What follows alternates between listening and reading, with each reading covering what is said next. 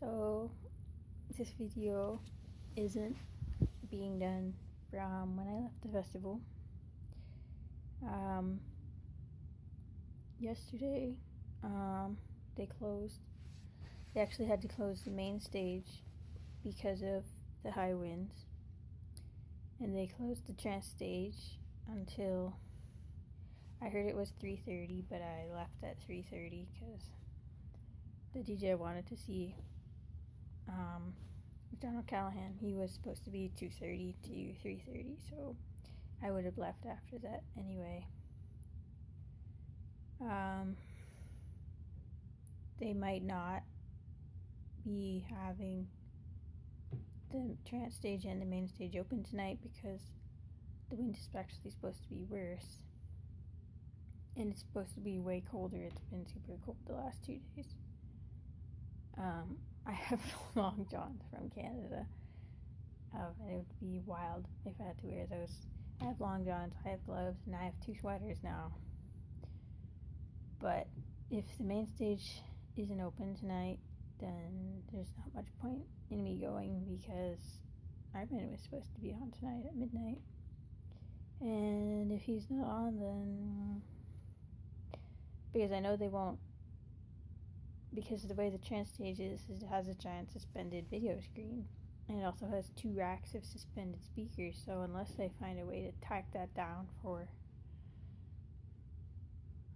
they were saying it in American, so I don't know what the wind speed was supposed to be. It was something like 30 miles an hour, which is a lot. That's blow me over. Wind.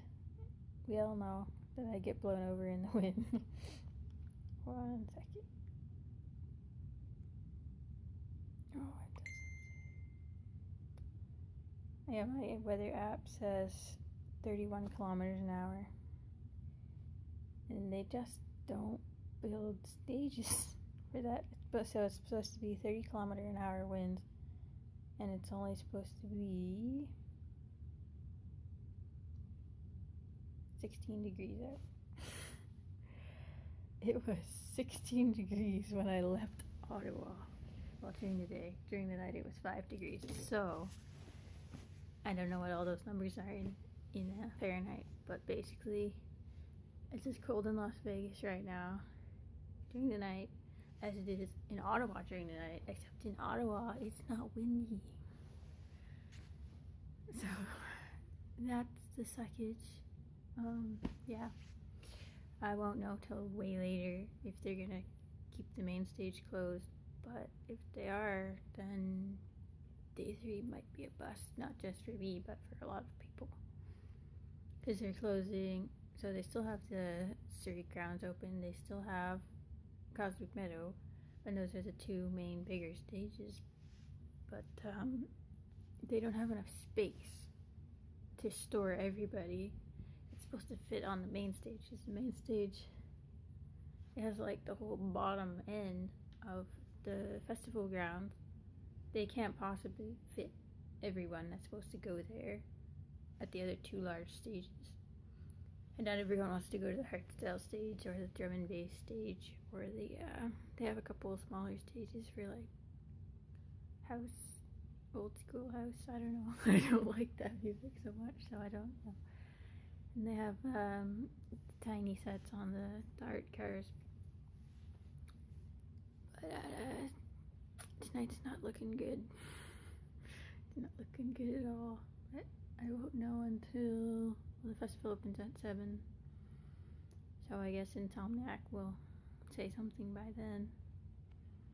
But even if I started to go, like, they could close the stage down before I got there, and then I can't leave until 3, so don't know if I'm gonna head down there tonight. Other than that, yesterday actually started off really well. I left at 8:45 p.m. when I left the hotel. Wasn't a very long wait for the bus. No double takes on my passport this time.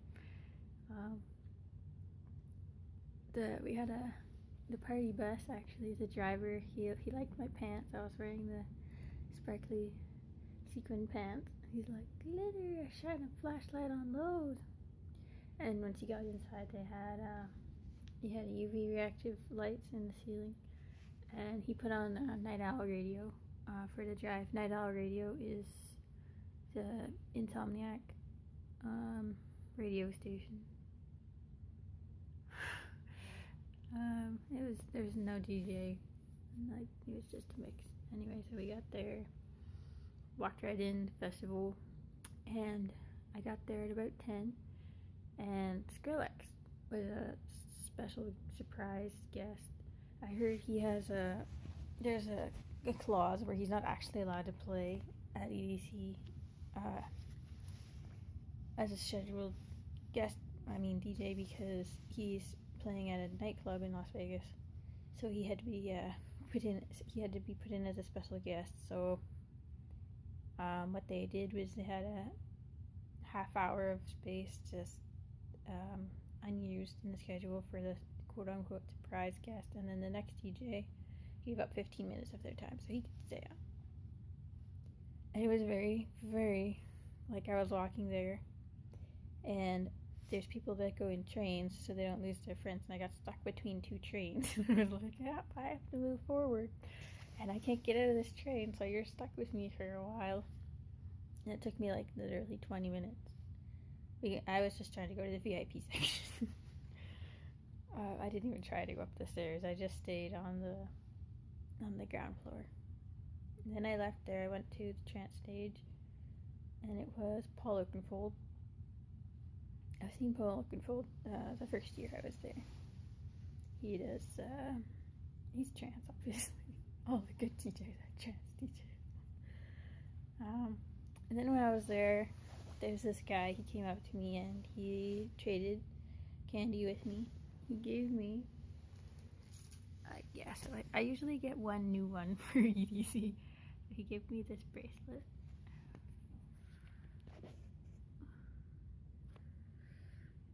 It didn't show it, did it? Okay, there we go. His name was Damien. It was his first EDC, and he stayed next to me until Paul Van Dyke, so that was like 2 hours. Then there was also this other guy, and he was super high. He said he was super high. And then he was with us for a little while, and then he was asking where Neon Garden was, but he asked Damien, who didn't have any idea, so I was like, it's over there, because you can see it from the trance stage, because it's just an arch, a metal arch. Then he gave me a hug, and then he left. And then so System F, which is Ferry Corson's, it's an old alias. And then, so when System F was on the last song, Damien was like giving me this really, really, really long hug, and I was like, okay, maybe he just needs a hug today, I don't know. And then after that, there's this guy who was with him, and he tapped him on the back, and he's like, I'm sorry to break this up, but I really gotta go. And then he held his hand out, and he says, I'm David, I'm Damien's dad. And I was like, I sure hope that I wasn't unbecoming of conduct here. I'm not interested in your son, because Damien wanted me to give him a Snapchat, but I don't have Snapchat, so I gave him my phone number, but I'm not gonna get that text till I get back to Toronto tomorrow, so if I even get it, I don't know, because I know it used to be when you send a text message, it just, if it's sat in limbo long enough, it would never send. But that was a long time ago. I haven't had a phone that I texted on for years. Anyway, then it was Paul Van Dyke, which I was mostly there to see, actually, because I like Paul. He always has a good time. But halfway through they had to shut it down. At first, the video screen, well, it has a giant hole in the middle where the DJ is, so you couldn't even actually see the entire screen. I didn't see the entire screen till I walked across the speedway, and I saw that the main stage was shut down. But initially, they told us that they were evacuating the venue due to high winds, not just the stage. And they said to take shelter indoors or in your car. but they didn't shut any of the other stages down. They shut all the rides down, but they just shut down the trans stage for 2 hours. Like, they put the gates up, there was a police line, there was security guards standing on the line, and I was like, I don't want to stand here, because when this happened before, when I was at another music festival in Toronto, and they shut it down for rain. And they said they were going to let us back in, but they weren't going to, and it was a torrential rainstorm, so I didn't want to stand around in that anyway. And I think it did rain, like, not a lot, but a tiny bit, like, it did, just to rain on our parade, you know. Yeah, after they shut the trans stage down, it was only 2:30, so, like, I wasn't sure if they were gonna be running the shuttles to Surrey that early, because they start running them at 3, so then I just wandered around for a really long time. I wanted to find a hot dog, but there weren't any left, so I had to have a corn dog, and it wasn't the best corn dog on earth. This time, it wasn't totally that bad that I had to leave, because I didn't walk around the festival yesterday. I just went straight everywhere. And so this time I went up the bleachers.